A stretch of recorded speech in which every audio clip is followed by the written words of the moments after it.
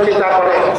তাই আমরা আমাদের এই টয়লেটের দাবিতে আমরা বিগত দিনে দেখেছি বরিশালের সহিত সকল সরকার এই বাংলাদেশের সকল অঙ্গ সহযোগী সংগঠন, ব্যবসায়ী সংগঠন, শিক্ষা দক্ষিণ বাংলা ধান নদী খাল এই দিনে বরিশাল এই চেম্বার অফ কমার্সের সম্মানিত পরিচালক এবং যুব দলের সম্মানিত দাবিতে এখন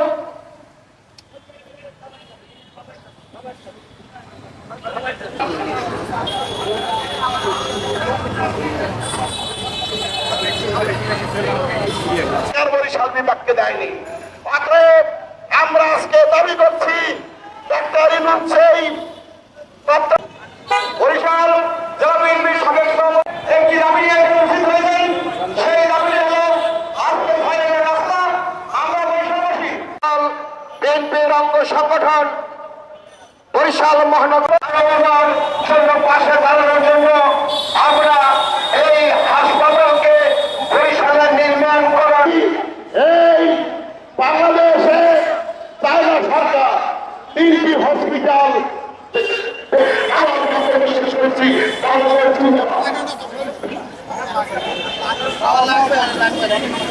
সিক্স লেন দরকার। এই যে 2 লেন, এইটা পাকিস্তান আমলে এই 2 লেন হয়েছে, স্বাধীনতার পরে আর এই 2 লেন বর্ধিত করা হয় না। আমরা এই রাস্তা পদ্মা সেতু হয়েছে, কিন্তু আমরা কোনো রাস্তা পাই নাই। দক্ষিণ পশ্চিম অঞ্চলে তারা সুযোগ সুবিধা পেয়েছে।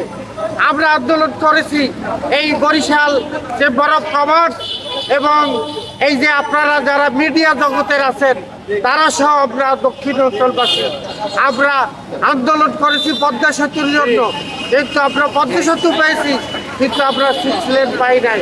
আমাদের উপরে বৈষম্য করা হয়েছে। এই বৈষম্যের প্রতিবাদ আপনাদের মাধ্যমে এই বৈষম্য দূরজনক হয়, এইটাই আমরা আশা করি। আধুনিক হাসপাতাল এই চিকিৎসার জন্য আমাদের নদী মাতৃক বরিশাল, ধান নদী খাল এই দিনে বরিশাল। আমরা বরিশালের মানুষ আমরা চিকিৎসা পাই না ঠিক মতন। আমাদের আসতে হলে নৌকায় আসতে হয়, লঞ্চে আসতে হয়। সেই লঞ্চে, নৌকায়, বাসে আমাদের ঢাকা যেতে হয় চিকিৎসার জন্য। অনেক ব্যয়বহুল এই চিকিৎসা। এই চিকিৎসাটা যদি বরিশালের কোনো একটা জেলায় এই আধুনিক হাসপাতালটা হয়, আমরা চিকিৎসাটা সুন্দরভাবে পাবো এবং স্বল্প খরচে আমরা চিকিৎসাটা করতে পারবো।